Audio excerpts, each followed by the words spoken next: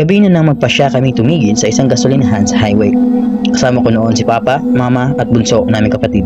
Tahimik ang paligid, sarado na halos lahat ng tindahan. Tanging ilaw lang ng gas pump ang nagbibigay liwanag sa dilim. Habang nagbabayad si Papa, napansin ko ang dalawang lalaking naka-helmet sa may gilid.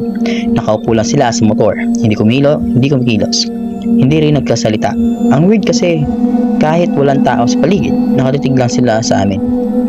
Hayaan mo na, baka mga rider lang nagpapahinga, sabi ni Mama. Pero may kung anong kaba sa dibdib ko.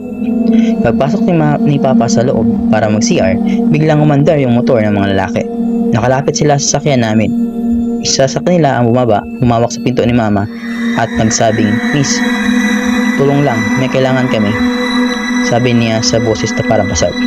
Nang mapansin kong walang anino yung lalaki kahit may ilaw, hinila ko agad si Mama at tumakbo kami. Narinig ko si Papa sumigaw. Tapos bang, sumabog ang salamin ng kotse. Hindi ko na alam kung paano, pero nakasakay ako sa isang tricycle na nagdaraan. Umiiyak si Mama sa braso ko, pero nang limunin ko, wala na si Papa. Kinabukasan, nabalita sa TV, may natagpo ang kotse sa gunyahan, walang laman. Hanggang ngayon daw, hinahanap na ng pulis yung dalawang nakahelmet na rider. Pero sabi ng mga residente, wala namang gasolinahan dyan sa lugar na yan, miss. Tagal ng sarado yan, simula nung may pinastang dyan. Mga nakamotor din. Ang kwentong ito ay katang-isip lamang.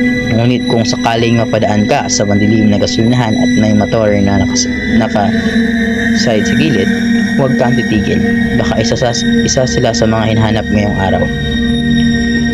For more videos or Tagalog stories, please visit my channel, Tagalog Horror Story AI, at mag-subscribe. Thank you!